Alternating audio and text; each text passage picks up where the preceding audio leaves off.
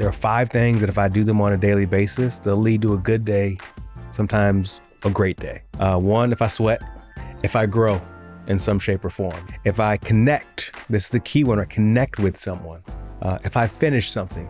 Bringing things to completion. And the last one is what we're just talking about, if I unplug. We're human beings, not human doings, but I think we're so on to the next. I'd be remiss if I didn't ask you, could you share a recent win? Big or small, personal or professional? Welcome to the Shaping Freedom podcast, where we dive into conversations that inspire personal growth, transformation, and clarity in challenging times. I'm your host, Lisane Basquiat. Today, I'm joined again by someone who lives what he teaches. Antonio Neves helps people step out of autopilot and into intentional living. The last time that we spoke, he broke down what it means to take responsibility for your life. And a lot has happened since then. For him, for me, and for all of us. This conversation is about what comes after the initial awakening and what it looks like to sustain momentum, tell the truth about where you are, and design a life that actually reflects who you've become.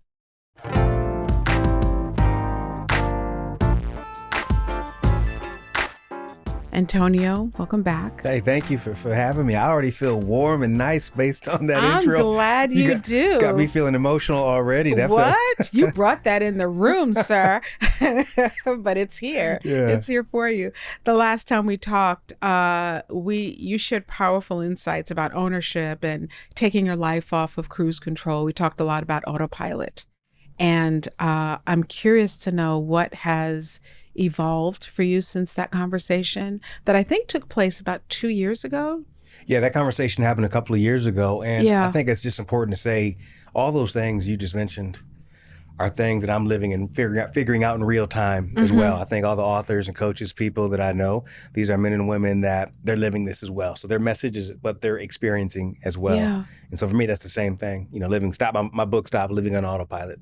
I was living on autopilit, and I found some outlets for that. Yeah. But you asked that question, what has happened since? And a lot I know has happened since. Now, I'll just get straight to it. In January of this year, unfortunately, with a lot of people here in the California area, in Los Angeles and in Altadena, we had those crazy wildfires. Sadly, we were one of those families that lost our home, lost everything in that. So that's one of the main things that has happened. And it's fascinating because I think for myself and so many people, the fear has always been in my life. What if I lose everything? What if I lose everything? And then one day you wake up and you technically, quote unquote, have lost everything, at least in the physical. And it's one of those things that as a husband, as a father, you always look at things as if like, okay, let anything happen to me. But you don't want something to happen to your kids, something to happen to your family. So in real time, I had to stop living on autopilot. And I thought I was not living on autopilot anymore, but let me tell you, that was a smack to the face, an awakening. And in many ways, I'm also going to say, I can say 10 months out from that now, a gift in many ways as well, which I think a lot of people may be surprised to hear that something tragic like that has been a gift. In what way? Well, first of all, I'm so sorry, to hear about that. That was an incredible, and is, because it's still going on, and for the folks who are impacted by it, such a tragic moment, for so many people who had to also experience what it's like to have your life change from one moment to the next. Like the real Dinah Washington, what a difference a day makes, right? Yeah. In what way has that been a gift for you? Well, I think I just want to rewind a little bit and say when people hear you lose your house, for us it was not just losing our physical house. The only thing that remained was our chimney. Our whole neighborhood was gone. I'm talking about just gone. Our kids' school gone, local library gone, local grocery store gone. All those things just straight up gone. So, and to your point, a lot of people will say, "Oh, are things back to normal?" And you just look at folks first, like, nah, things ain't back to normal. It's like when you lose a loved one. I remember losing my father. People would say, "Hey, are things back to normal?" No, things are not back to normal. It's a new normal. In terms of the gift, a couple of things have come out of it. One, we weren't in a big house, 2,100 square feet, a standard house in the Pacific Palisades, a nice house, had everything that we needed. We transitioned from that with my wife, and we have 2 kids, 9-year-old twins, to a 800 square foot house that we're renting that now has 2 bedrooms that we made and has 1 bathroom. So the gift has been that even though that house that we had previously wasn't huge, we all could be doing our own thing. I could be in my detached office outside. Each of our kids could be in their own bedrooms. My wife could be doing whatever in the house, and we could all be doing our own things. Now in this 800 square foot house, we all up on each other. And I talk about a gift, like this is time that I get with my kids, with my wife, all of us together that I would not have. I'm talking about we're always up in each other's faces. I'm taking showers. Dad, I need to go to the bathroom. So there's an intimacy that was created that we didn't have previously. Yeah. And I love that. And, you know, even now I'm like, do I want a big house? Do I want a larger house? And again, 2,000 square feet, suburban wise, isn't huge. I lived in New York City, so I've lived in much smaller places. But the intimacy that we have together as a family has been amazing. I would say the second thing that has happened is I had a bucket list dream come true. For the longest time, I had this dream. I think ever since I studied abroad in college in Spain, I had this dream that I wanted to every year do a month abroad in a foreign country. And guess what? Every year I found an excuse not to do it. Cost too much. It's not the right timing. Kids' schedules, just finding every excuse I can think of to not make this thing happen. Yeah. Well, when this fire happened, guess what? Every excuse was gone. So we spent almost a whole month of July in Portugal. Oh, wow. Which was amazing. And guess what? That would not have happened if we didn't lose our house. I had no more excuses not to do something like that. So that's been a gift in it as well. Yeah. And so how are you moving forward with this? What does this mean? And I'm asking because, again, sometimes things happen and we know that there are human beings and human families that are impacted by these things that happen. But we have very short memory in this country, probably in the world, right? So short. Right? And so people are like, oh yeah, that happened last year, but it's a year later, right? And I think that you laying out and I don't want to spend a lot of time on this part of your story, but when you think about losing, not having your library or your supermarket or your whatever the things are that make up an entire neighborhood, right? What is the next step within that journey for you and your family? Yeah, everything has been for now. That's where I'm at even today, 10 months out of this. Even when we talk to our kids, we're in this house for now. This is our situation for now. Just reminding them that we're in this together, and whatever happens, we will be together as we move forward.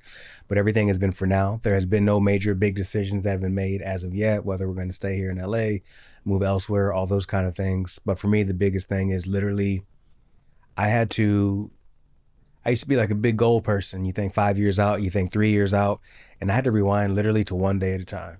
Yeah. Like what makes today a success? And that actually, I did not plan on publishing a book this year, but a book came out earlier this year out of this because it kind of was a necessity for me, not from a financial perspective. It was something that I wanted to do. And so when all was going on, it was so overwhelming at times that I didn't know what to do. But I knew if I won the day, I focused on what the win was for the day and make all the difference in the world. So for me, the question I ask myself every single day is a simple one. What will make today a success? It's as simple as that. Whether it's personal, professional, big or small, what will make today a success? And once I ask myself that question and answer it, it gives me a lens to operate for the day. And especially when you ask yourself that question before you open up your phone, your emails and social media, and the world tells you what it wants out of you. Gives you intention, and I can stiff arm and say no to so much more. So what's getting me through is ask myself that question: what will make today a success? Even today, like, it was have fun with you. Like, been looking forward to this. Like, I have not done podcast interviews in so long. Really? I've rescheduled with y'all. I just haven't been ready to talk about certain things. It wasn't a priority. And so for me today was, let's have a good time here, have a fun conversation. Yeah. And I appreciate even the last time I joined you that it's the rare time you get to come in a situation like this and it's just a conversation. Yeah. Not agenda. I'm not here to sell anybody anything, but I appreciate you and how you show up to have that conversation. So the question of what will make today a success is guiding me day in and day out. One of the reasons that I wanted to have you back and to continue the conversation was because I got so much feedback about the conversation that we had last time. And that was a conversation, two men by a man, talking about living on autopilot and the detriment that living in that state can be to your everyday living, right? And at the time, it was when I had first started wanting to speak to more men about their experiences on this planet, for the very reasons that we talked with my earlier guest today about the fact that men so often don't seek out help or support when they're going through things. And what I loved about our conversation is how dialed in you are to that, and how just you're this incredible voice of optimism and taking something and turning it into something that that someone can actually use to make their life better. And I really appreciated that, especially as a woman hearing that perspective from a man of color. Yeah, that, and right? I appreciate you sharing that. And it's interesting you said optimism, because one thing I've learned through this experience is this weird juxtaposition of how pain and optimism can coexist in the same place. And I don't think I really appreciated that you can be optimistic, you can be hopeful about the future, and simultaneously be in pain. It's that reminder. Also, check in on your friends. To your point, you mentioned something earlier that the weeks, the months go by and people forget. Yeah. And one of the best things to come out of this, maybe best is the wrong word, is when you hear about these tragedies that happen across the world, whether it's fires in Los Angeles, whether it's devastation from hurricanes, whether it's flooding in North Carolina. Yeah. And we're just talking domestic right now, right? Right. When you hear about shootings in different places, we move on so doggone fast. Mm-hmm. The newspapers move on, the media move on, but the victims, if you want to call them victims, they don't move on. And it's challenging straight up at times. And I feel so fortunate to have like such an amazing community that has like rallied around me in so many ways. Such an amazing group of guys that out of this group of men, we get together every Thursday called Man Morning. We talked about it previously. I have a newsletter by the same name. And we ask these beautiful questions of like, what are you celebrating and what are you navigating? And they knew what I was navigating for a long time, but I'm still navigating today. But the fact that I get to share that out loud and, you know, not emotionally constipated with the anger, sadness, fear, even the joy, what a release, because I know so many men are out there right now that they're holding on to so much. And it's because they don't feel like they have a safe place, or they don't know it's okay to share, or they don't want to be judged by sharing that. And for me, it's that reminder of you have to find your people who you can share these things with. And it may not be your best friends and the people you kick it with every single day, but it may be someone in your community, at your church, a colleague, a coach that you hire, that where you can go share these things. And it's that reminder also that, and I wish someone told me this when in my 20s, when I was, you know, early on, that sometimes you have to be willing to write a check for that therapy. You have to be willing to come out of pocket if it's out of network. Yeah. You have to be willing to pay for that coach. You have to be willing to join that community, whether it's digital or in person. You have to be willing to pay to go to that event. You have to be willing to be inconvenienced. I think about living in Los Angeles. I live on the West Side. This is an amazing city. But the way I lived my life, I would say prior to the fire, I might as well have lived in Cleveland because I wasn't crossing the 405. Okay. It's out of the way. I wasn't getting to downtown. Yeah. I was like, what time is it now? I'm not doing all that. I'm not trying to go spend 45 minutes in traffic to go 13 miles. But there's a gift of inconvenience sometimes for certain things, people, experiences. I'm not sure I answered your question. But yes, seek out that support, find your community. Yeah. One of the things that you mentioned that I wanted to talk about is that idea of safety, because that's something that I hear very often, that men don't always feel safe sharing what's going on with them, which I think surprises a lot of people, you know, that, what do you mean they don't feel safe? You know, what does safety look like? And you can't speak for every single man, I know that. But based on your experiences and in the conversations that you're having, can we talk about that? Yeah, that idea of safety? And I'll tell you just really quick, please. as a woman, here's what I hear. Women ask men to share, to be vulnerable, to give us a piece of what you have to share about what's happening in your life, and then it gets used against you as the representative for all the men, right? And I'll represent all the women, right? So I hear that a lot. I hear a lot of women who say, I want my guy to talk to me more. And then when the man does, it seems to not be valued as a sharing of who they are. What helps a man to feel safe? That's such a great question. And what you articulated is spot on from my experience, specifically men with the relationships where they're married or they have a partner, they'll share something, they'll share a vulnerability. Let's just give an example of someone being an entrepreneur and say they're concerned about this quarter's dollars and cents. Yeah. And they wake up and I'm a little concerned about money this quarter. Things aren't going like they're supposed to be going. And they end up sharing that with their partner. Just because they want to be open. They want to share what's on your mind. And they finally share it. The next day they wake up and they're good to go. Let's hustle. Let's go make it happen. Let's do what I got to do. They shared that, but they felt that, but they're moving on. They're going to make things happen. Yeah. Then they come home and they're like, so, I'm really concerned now.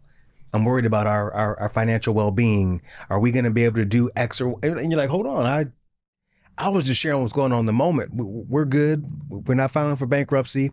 All the bills are paid. I just want to share what's going on in that moment. Mm-hmm. But then once something like that happens, they feel like it's used against them. They just find that they don't want to share that anymore, and they'll keep those things inside, and so they don't feel safe in that environment. And I think it's cliche to say, but sometimes we just want to be heard as well. We don't want feedback. We don't want a plan of attack. The same way, being cliche, a lot of women will say the exact same thing. Mm-hmm. I think it's also important as we talk about that, and I've had to be reminded of this, even in my marriage. I love what Esther Perel says, the therapist Esther Perel. And she says we can't expect our partner to be everything to us. Mm-hmm. They can't be our lover. They can't be our best friend. They can't be our co-parent. They can't be our business advisor. They can't be our coach. We try to put everything on that one person. And I think earlier on there's a bigger part of the community, and certain things have left that community. Not as many folks are going to church these days, all these different things. So for me, I advise a lot of folks and myself as well, having that men's group where I can share some of these things that are going on, to have that healthy outlet for that emotional constipation, mm-hmm. to work with a coach, to work with a therapist, to go to those community events and to hear what other people are sharing as well are so important. Those safe environments. Again, with the Man Morning Group I meet with every Thursday morning, we say, what are you celebrating? What are you navigating? We do not give advice. We ask follow-up questions. We may coach. We may prod a little bit, but we're not going to say, okay, you need to read this book. Mm-hmm. You need to do X, Y, or mm-hmm. Z. We just listen. We just share. Or people will say, hey, I experienced something similar before. Can I give you my experience on that? And I share, and I get that out with the guys, or if I get that out with my coach or a therapist I'm working with, it changes the dynamic sometimes of what I share at home. Sometimes I will share certain things with my wife, but I will always preface it with what my request is in advance.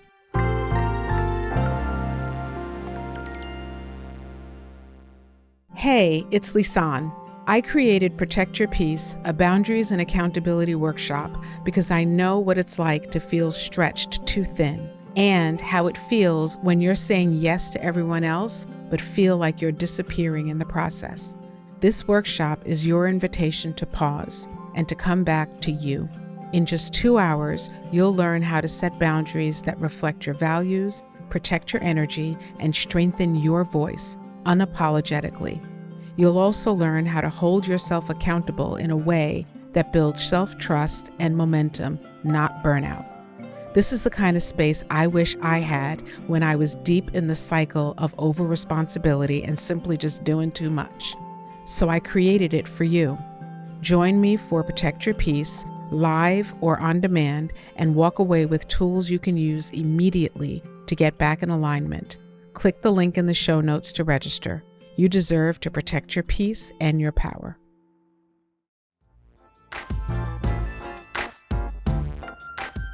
How do you cultivate a safe environment for the men who are listening? How do you cultivate and speak your needs? Let your partner know what it is that you want. How do you do that? Yeah. Because I think very often what happens is a man will share with their partner, and maybe the person they don't really know how to respond, appropriately or in a way that feels safe and feels good to that person. And then it becomes about the way they responded. And then you walk away and no one's happy or no one has learned anything, right? Yeah. So how can a man who's listening help to cultivate a better experience for himself in that? And then maybe a little bit of advice for a woman on what to do in that same scenario. Yeah, I'll say for the men, you have to pick your moment. Okay. I think picking your moment is so critical, especially if you have a lot of moving parts and you got family, you got kids, all these moving dynamics. You got to pick your moment where there's actually space to have these conversations where you're not going to be interrupted. I would say, and let me just hit pause and say, I'm not perfect at this. I'm still learning a lot of this in real time. We all are. In We real all time are. Yeah. myself. I think it's important to make requests, as we engage in conversations. Something I do in my workshops when I go to organizations, I do team building and those types of things.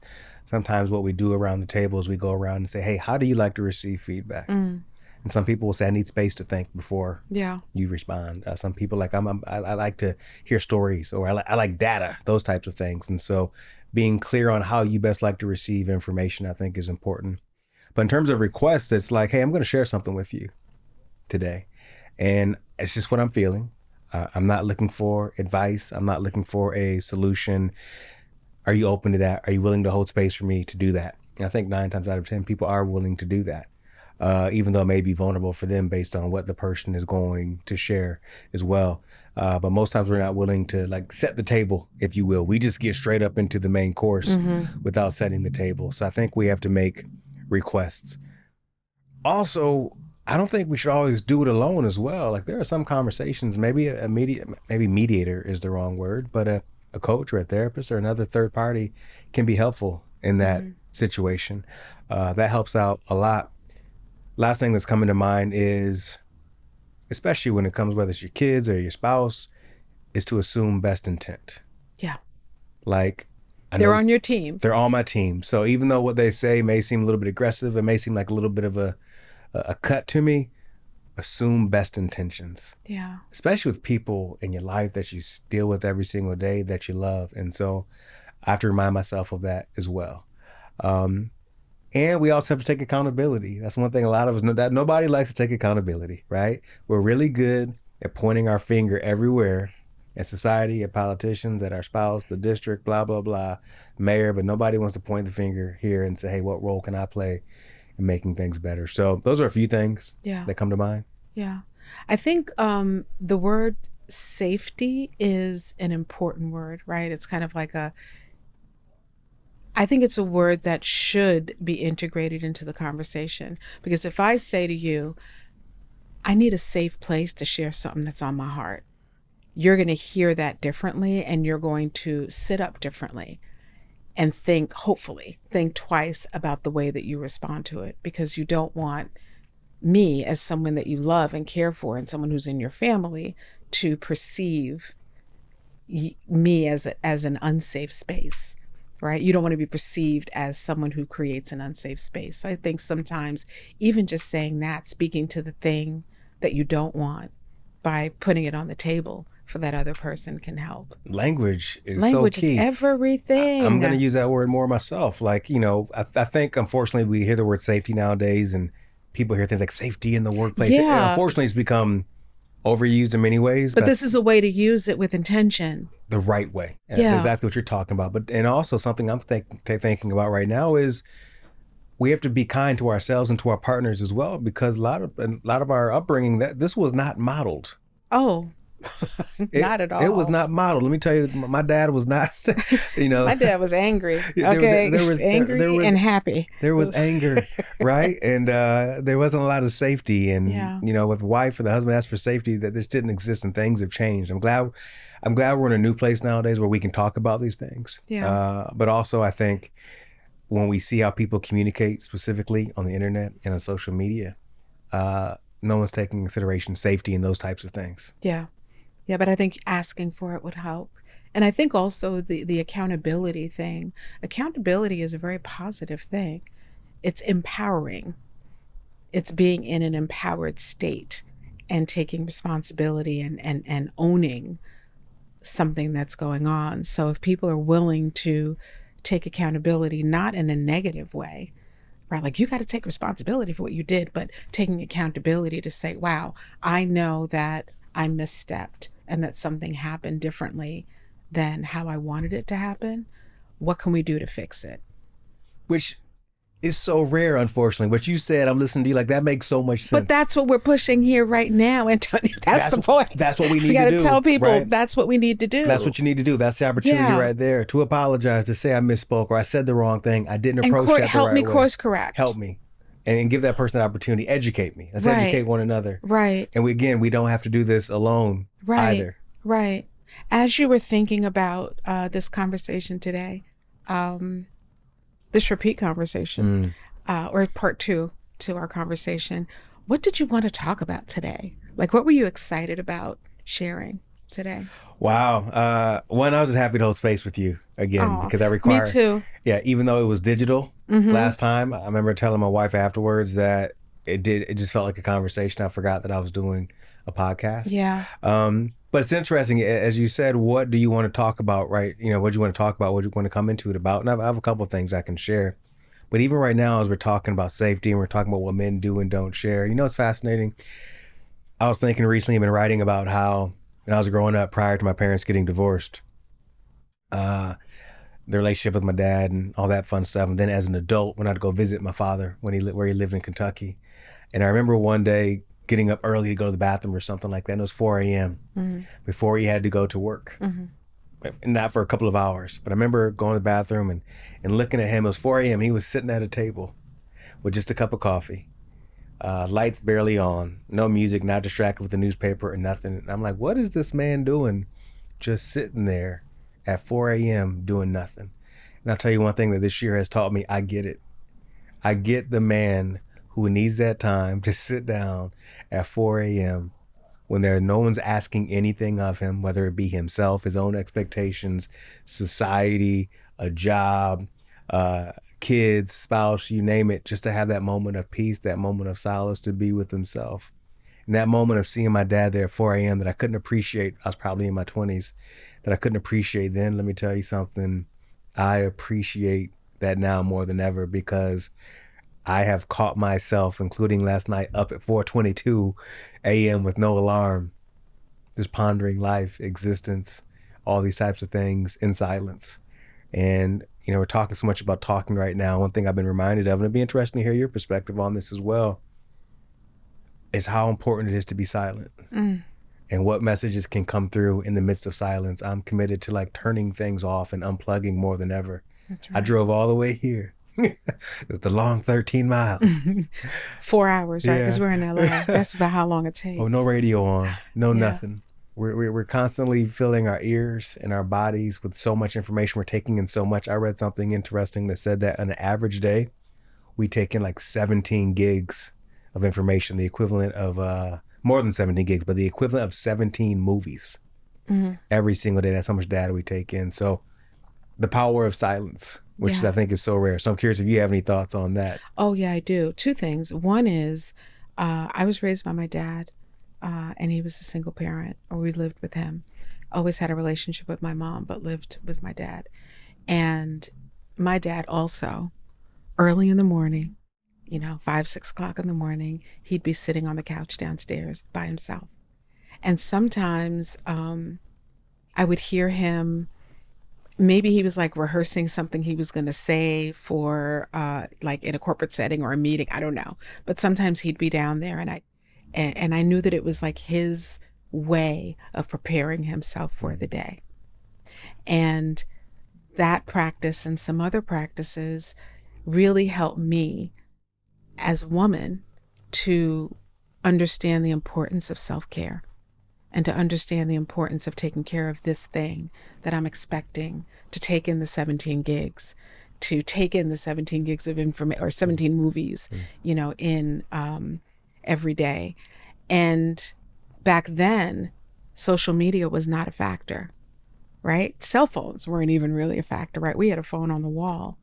But there's something to turning everything off and giving yourself the opportunity to just sit with yourself, just so you can allow your brain to slow itself down, just to give your brain a break, and these are things that for those of us who are parents, that we attempt to get our children to understand, right? Just be quiet for a minute. We got to do that for ourselves because we're making decisions all day long.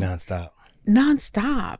And now we have access to information as things are happening, and not just local to our community, things happening all over the world. So you have to turn things off. And the way to turn it off for us as humans is to allow ourselves to be silent. And I think the thing that people resist is what comes up. They get afraid, right? Because in the silence, sometimes things come up. But going back to that idea of emotional constipation, you got to let it come up. You got to let it come up and out of you. You do. Because once you do that, then you get access to what's underneath it. And if you don't let it out, it comes out in the wrong ways at the wrong times. That's right. And many men, I'll speak specifically, we're really good in that silence you're talking about, of numbing as well. Because all it takes when you start feeling those feels, that emotion, that sadness, that joy, whatever, all it takes is a glass of wine to like to turn that off, to try to calm to turn it all right, to numb, right? All it takes is someone if they smoke weed or a cigarette, like that substance. Sometimes all it takes is binging some Netflix. All it takes is getting on TikTok. And sorry, you're on this beautiful what you just shared, but it also just made me think about when I went to the exhibit. King Push, right? Mm-hmm. King Pleasure. King Pleasure. I'm sorry, King Push. That's a Pusha T album. That's rap. Shout out to Pusha T. That's the Clips. That's okay.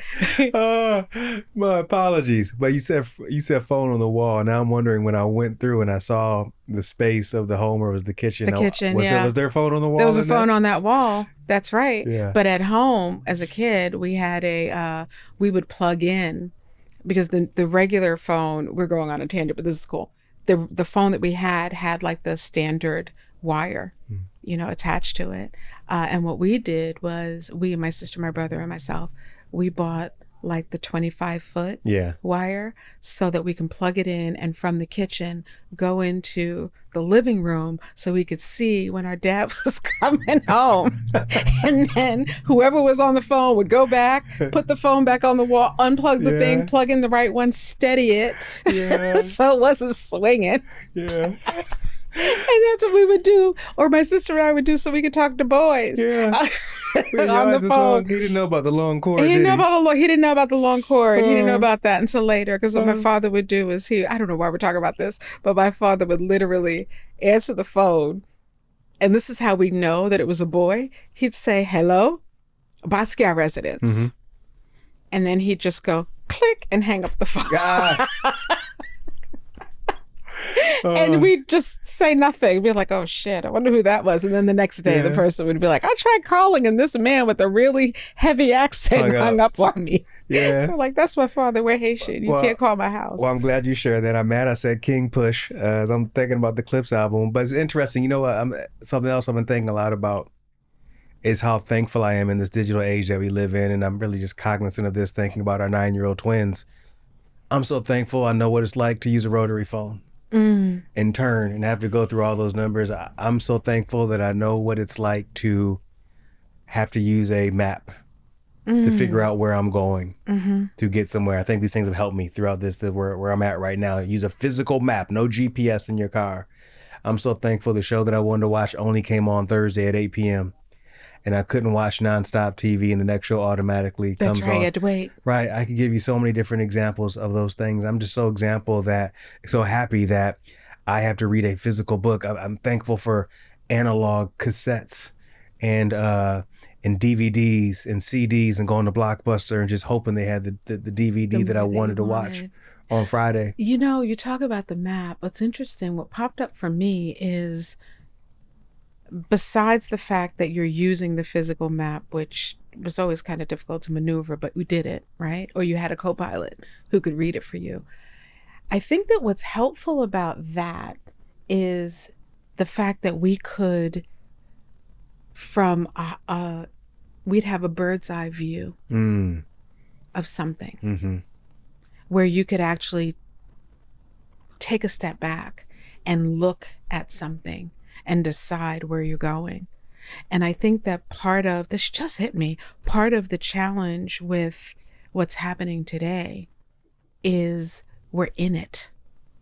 We're in everything. It's here. And even when there's a map, there's a path being led for, drawn out for us through GPS or whatever, we only see the block that we're on. And you only get that bird's eye view when you zoom out. But how often do people do that? Because they're just thinking about where they're going.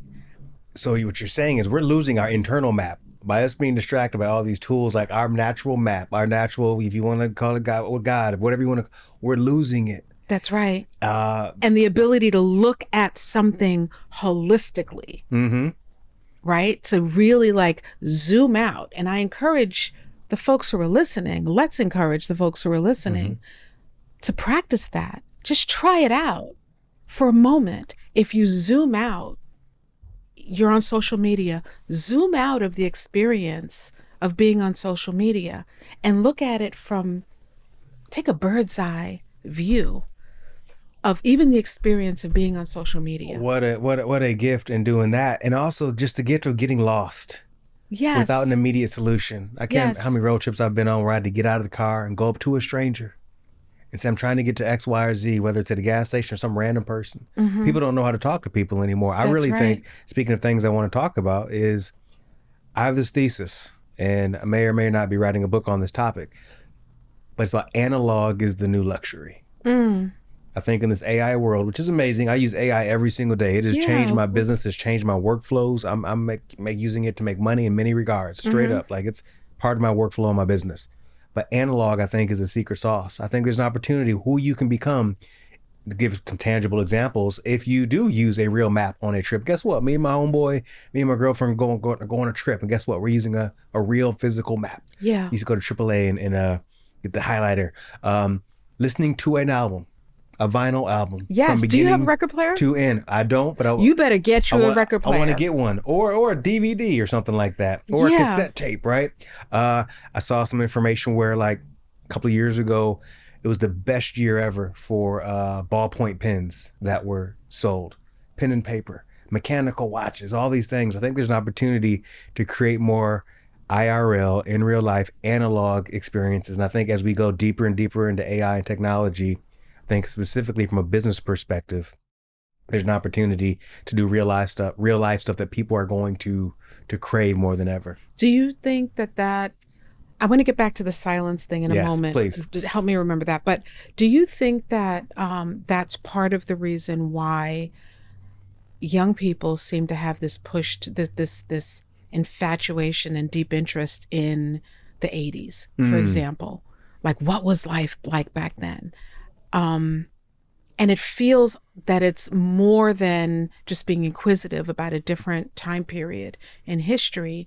There's almost a nostalgia about it, like maybe things were different and better then. Do you think that has something to do with it? I think it goes back to the silence you talked about. I think it goes back to the bird's eye view, but I think what it really goes back to is our nervous systems are unregulated. In a terrible way. And I think even though we may say the 80s, going to the mall, where are my friends at? Go to somebody's house, see where the bikes are. Go to the mall, meet your people, those type of things. I think it's because of our nervous systems are so unregulated. I think about our kids whenever we go on vacation and we go somewhere that has space and we're out in the country. When I say space, I mean space. And physical space. Physical space. I see their nervous system just change. It resets. They become kids. That's right. They're not craving the tablet. They're not craving the Netflix shows and all that kind of stuff. And there's something magical about that silence I think they miss. And I think we can call it nostalgia. It was simpler times then. Maybe if we go back, maybe it wasn't. But there's something in that we crave. And right now, unfortunately, I heard somebody say something that broke my heart. They said in the future, our memories are going to be of other people's memories because we're watching other people's memories so much in real time. But I think the nostalgia of the 80s was the simpleness, how simple it was. But going back to the nervous system and the silence, somebody said the other day, I read that the marker of good health is what your resting heart rate is before you go to bed. when you think about like your resting heart rate, like where's that nervous system? Are you regulated right now? Yeah. And I think a lot of people, and at times over the course of this past year especially, I wasn't always regulated, doing the things that my body, my mind specifically needed. And back to the point of silence, silence creates that, whether it's at 4 a.m. like my dad and your dad did, whether it's driving with no music on. Though I'm looking forward to listening to some Marvin Gaye on the way back. But Which song? I've been listening to "Here, My Dear." Okay. Remember that album? Okay. Yes. Yeah, Yes. I like it. I love that album. I also love. I've been listening to Al Green's album "Bell," which is a gem as well. What's the hit on that one? Bell. I'm not gonna try to sing, but just do yourself a favor. Put on his album "Bell." Belle. What else is on there? I couldn't give you the names, but I could give you the feeling. Okay. It feels like home. Yeah. Okay. That's all that matters. It is great. But the silence is key, and I don't know if you remember your thought or not. What you're going to say? What I was going to say is I asked you about silence from the perspective of like what you do as what men sometimes do when they're in that silence, and I would be remiss if I didn't mention the fact that women experience the same thing, and there are times where all humans, let's just say that, right, get into the space of silence, and we get very afraid of what could be coming up in that moment. And here's the challenge with that. What you continually try to push down will always try to make its way back up. It's the survival of the thing, right? And if you allow it to come up, you're not going to die by feeling a feeling, right? But what you will do is allow yourself the opportunity to experience life without the pressure that constipated emotion, feeling, thought, idea, desire has. So and it's not just, I don't want to make it a man's problem, because men and women, men and women, it's scary. It's human. It's scary to go there. Sometimes it's darkness when you go there. Yeah. I don't do as much one-on-one coaching as I used to do, but one of the assignments I'd give to my clients that they always resisted. It would be go for a 30-minute walk with no iPad, no iPhone, no haptics, nothing dinging, no music, no podcast, nothing. Just you yourself and outside walking for 30 minutes. All you hear is your feet hitting the ground. Yeah. And they resist it like nobody's business. And what they come back to me and say is like, one, it was amazing. Thank you. I needed that.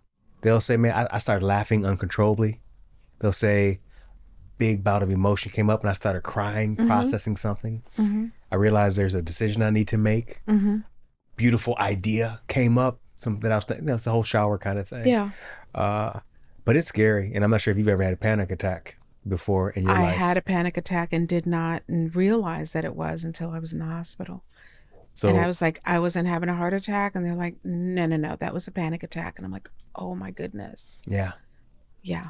And you can end up in the hospital. And in those panic attack moments, if you breathe yourself through it, and by the way, if anyone's having a panic attack, if you need support, go get support. Now. Get support. But I've had some of those in my lifetime. And previously I tried to distract myself from it and would go just do something. Now, if I experience that, typically it's when I'm on the road traveling for a long stretch of time for speaking engagements, it is so hard to sit through it. And I know it's happening. Like, this is a panic attack. Yeah. Who knows what's happening? Let's see what's surfacing. Yeah.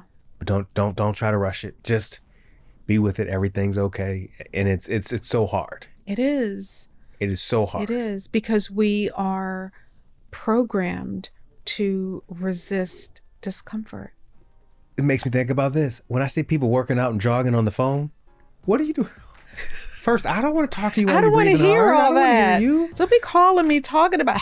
I don't want to hear that. We really got to a point where you got to be jogging and talking to somebody at the same time. You can't just be in your jog. Just can't be. Just be in your jog. So just silence is such a gift, and analog is such a gift, and I think there's an opportunity for all of us there.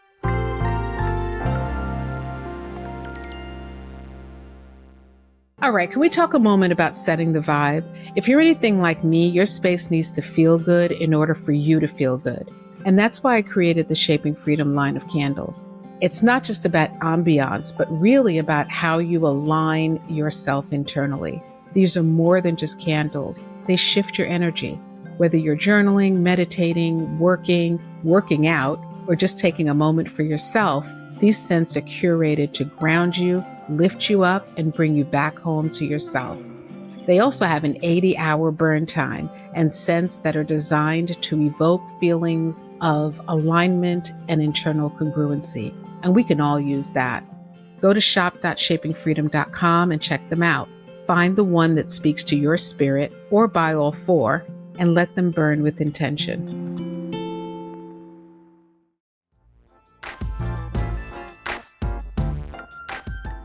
I found like just five, I share 5 practices that I've been working with this year. Please. And 5 practices are part of the one day method. And tell us about the book. So the book came from that losing the fire and being overwhelmed and having to deal with insurance, do X, Y, and Z.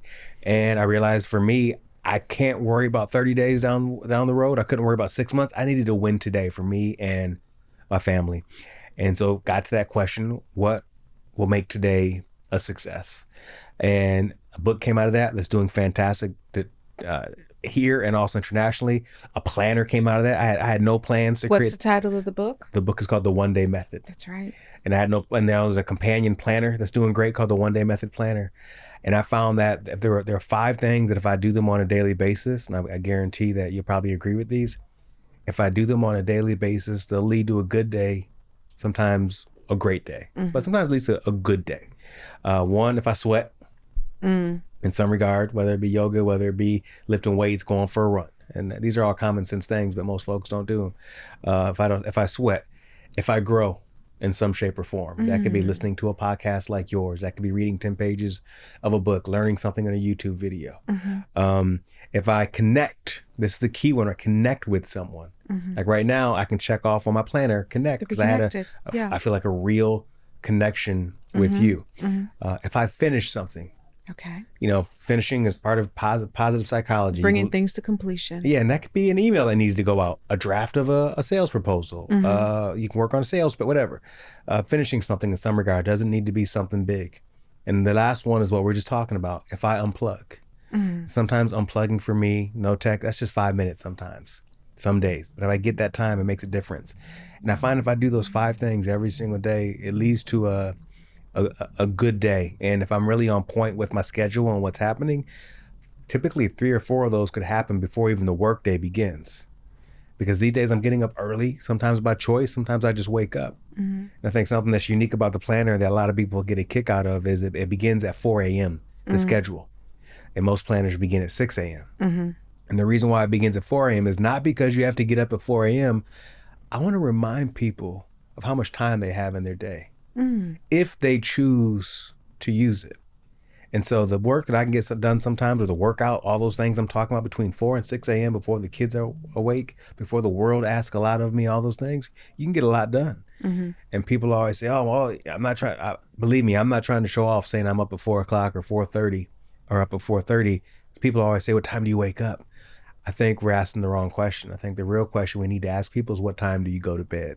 That's right, because it starts there. It starts there. It's not what time do you wake. What time do you go to bed? What do you do the day before to help you to wake up, whenever you wake up, feeling refreshed and ready for your day? It's so key. And it goes back to men. Now this comes back to men because unfortunately, and this goes back to women too, because guess what? Especially people with full, busy schedules. Guess when most people get their me time? Between 9 p.m. and midnight. Right. That's where they have their cocktail, their beer, or their wine. I'm not against someone being an adult, having an adult beverage. That's when they're scrolling through social media for a long time.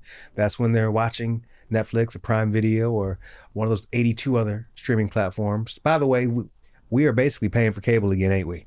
With all these streaming. That's right. All these streaming what were we trying to prove? Y'all fooled us. I get it. Yeah, I looked at my last Amex statement. It all adds up to what I was paying for cable. Yeah. But most people's me time is between 9 and 12. And that's at the end of the day. Which means that you are putting yourself literally last. Putting yourself last. I would prefer for you to go to bed at 10 o'clock. That's right. Instead of midnight, and wake up an hour or 2 hours. Or you know what? Let's make it easy. 30 minutes earlier.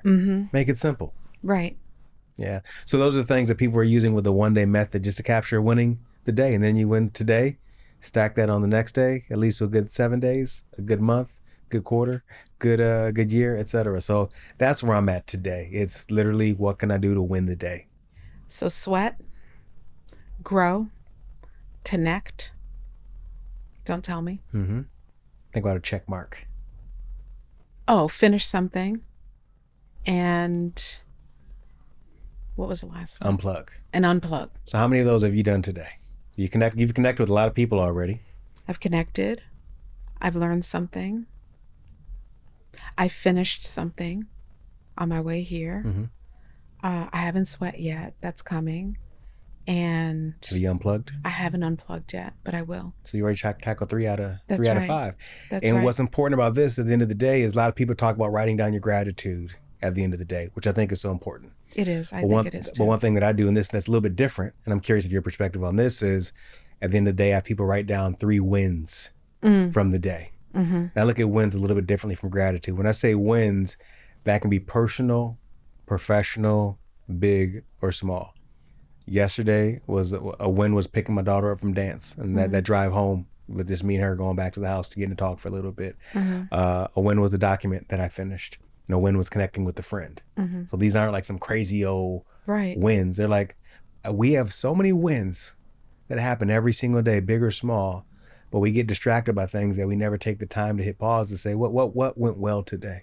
Right. You know, and that's different. For me, that's different than gratitude. Yeah, can we think have great? That's different. That is different because that's very connected to how you spent your day. Yeah, every day. Gratitude is about what you observed throughout the day, but wins are like, well, how did I spend my day?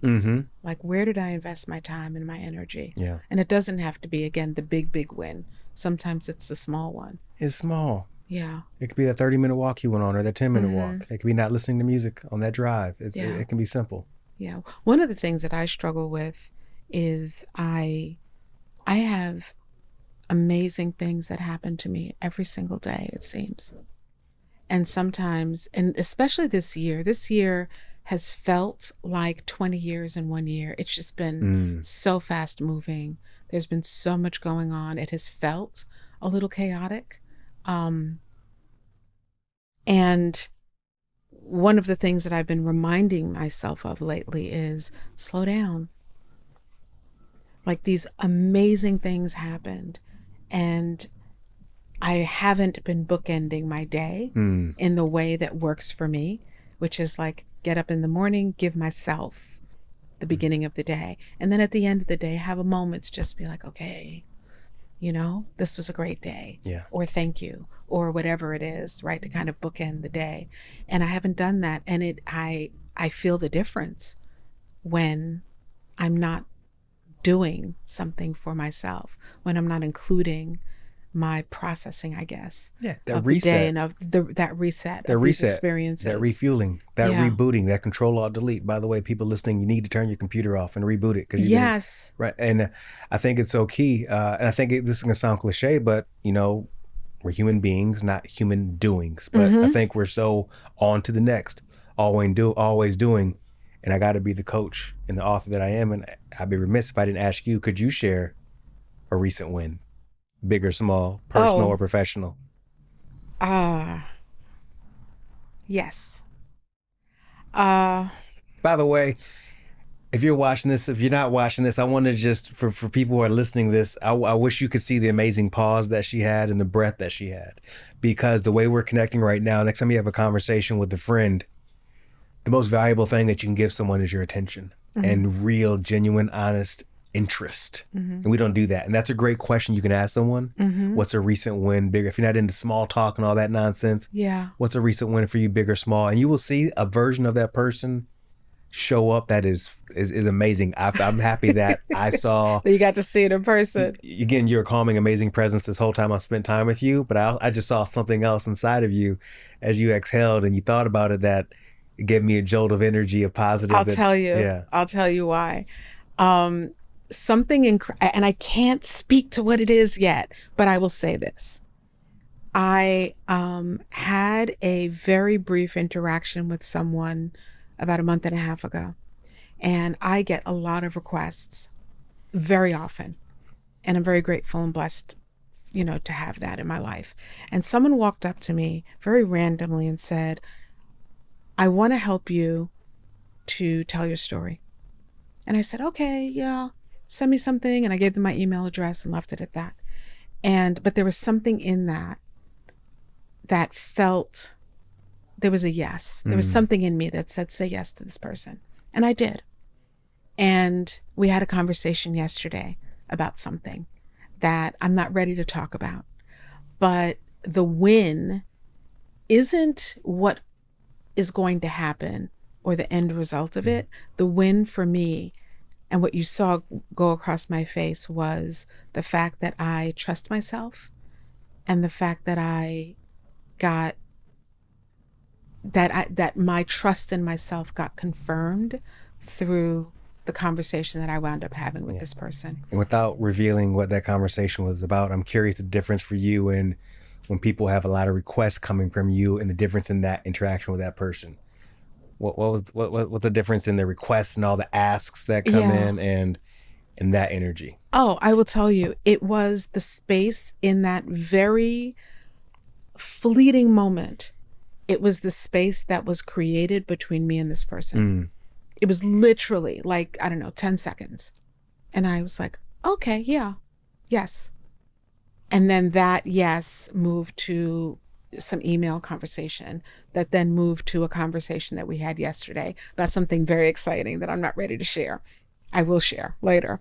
But the win was saying yes and not allowing the flow of something that feels right for me. Yeah. That was the win, trusting myself. Yeah. Thank you for sharing that. That was a great question. That lit me up. Yeah, that was a great question. What's a recent win for you? Wow, a recent win for me. I feel like there's been quite a few. Something that happened, maybe you can speak to this. After the fire, I've been a professional speaker for over 10 years now. I've been fortunate enough to speak a lot. That's the vast majority of my income. And I speak in front of 6,000 people. I speak in front of 100 people. It's me on a stage for an hour, no slides, just 60 minutes. It's a pro. It's what I do. It's my livelihood. Something happened after the fire. And who I am on stages today is just very different than who I was 10 months ago. And someone who had seen me speak a couple of times, and I'm even getting emotional thinking about it. I spoke at an event recently. They saw me speak a few times over the years, and they said, you've always been amazing on stage, but I felt like I met you for the first time this talk. Like, it was like, I felt like I met you for the first time. Thank you. And I was like, wow. And I felt that because the veneer, the guy who was a TV guy in New York City for so long, the polish, I don't have energy for it anymore. I think that's the best way to say it. It burned away. To be cliche. It burned away. And so none of that nonsense exists anymore. I've become a lot more direct, I think, too, a lot more clear in my communication with people. And on stage, they just see something real. So that someone sharing that recently was like, wow, thank you. It sounds like they met a more authentic version of who you are. Yeah, I mean, I wouldn't think that would bring tears not that to I eyes. would see, not that I don't see you as an inauthentic person at all. At all. And that was one of the reasons why I felt so filled up by the last conversation, and I was so excited about having this one. But I think that there are certain experiences that we have in life. This speaks to discomfort. There are certain experiences that we can have in life that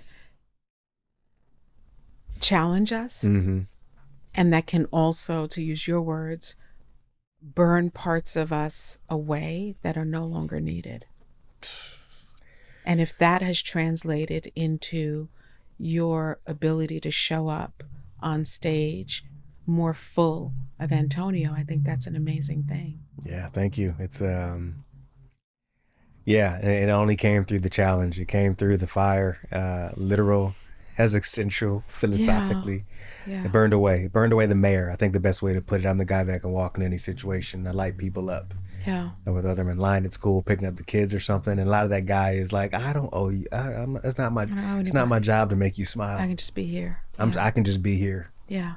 That's it. I can just be here. Yeah. I don't have to. There's no other. Own the room. There's no other requirements. Yeah. I can just be here. That's beautiful. That's a book title right there. I There can you just be go. here. There you go. I'm going to watch for that title. 2 quick things.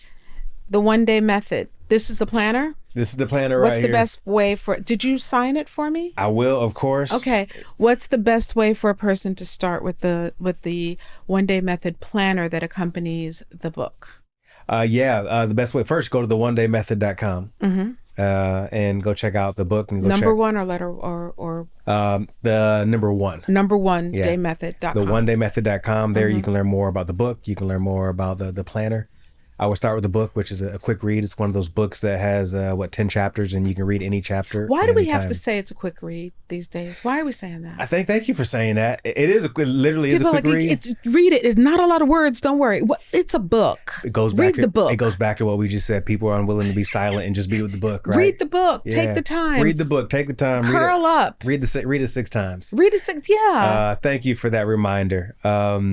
That's the best way to start. There's a free starter kit there where you can get started at no cost whatsoever. Okay. And I think folks will be really surprised and they'll really like it. And it's simple. I think there are going to be some things that they know that they need to be reminded of. Okay. Can I see this? Yeah. And he's going to sign it for me. So this is for the video portion of this, the one-day method. This is gonna be filled with beautiful words soon, and has an explanation up top how to use it, and it's very straightforward and simple. And I think compared to other planners that feel like you're about to sign off to get permission to take off at LaGuardia Airport, this is a lot more simple and straightforward. What I love about this, I'm a journaler, and I actually just released journals from Shaping Freedom. So go to shapingfreedom.com for that. And what I love about this is that it feels very spacious. It's clean and it feels super spacious. And so for those folks who really appreciate pencil or pen to paper, this is beautiful because there's room enough to be able to kind of write your ideas down, maybe to contemplate some of what happened. 100%. And look how many items are on the to-do list. How many are on there? 5. There's 5 on the to-do list. Yeah. The wins that you talked about. Yep. Your top 5, so you can check those off every day. And then your essential 3. What are the 3 things that you know you need to do? As someone said a long time ago, if you have more than 3 priorities, you don't have any. Yeah. Or you have too many and you Exactly. Antonio, thank you so much for spending this time with me again. I really appreciate it. I always walk away from our conversations or the 2 conversations we've had, or even the exchanges that we've had online, just feeling very happy to know you and very excited about the ways that you're contributing to the world and the work that you're doing and the impact that you're having on other human beings like yourself, and the fact that you're growing. As you're growing other people, you're growing yourself. Thank you so much. Honored to be here. And after everything went down, I really appreciate you checking in on me and you reached out. I don't forget that. You reached out and that means a lot. Yeah. So thank you all so much for listening. I encourage you, pick up the book, go to onedaymethod.com, check out Antonio Neves. Antonio Neves' thoughts and philosophy around the one-day method. Life can be kind of heavy. There are a lot of things going on in the world, and I think that I love the fact that this method speaks to our ability to own one day at a time, right? Because if you fill this all up, and I'm not going to ask you how many pages are here, there's a lot, but once you fill this up, what you realize is, wow, I've taken this chapter of my life that this book represents one day at a time. And sometimes that is the thing, that's the win. That's the victory. Right? The fact that you're able to just take one day at a time. So thank you so much for joining us. I appreciate it. Thank you for sharing so generously with the Shaping Freedom audience, as you always do. And what can we do to support you before we close? I'll just go to theonedaymethod.com. I appreciate that. Say hi on social media. Check out manmorning.com for the newsletter. And again, honored to be here with you. Thank you. Yeah. Alrighty. So until next time, thank you so much for listening. Don't forget to like, share, tell somebody. And what you could really do for me, I'm going to ask myself this question, is if you got something out of this conversation. Very often we get very excited about new information, right? And we're like, yeah, that's great. Apply it. That's the way to program these new learnings into your life experience. Take the information and do something with it, because then that's how you take it a day at a time. And that's how you really transform your life. It's the little steps. So thank you all for listening so much. Thank you, Antonio, for being here with me. And until next time, this is Lisane Basquiat, the Shaping Freedom Podcast.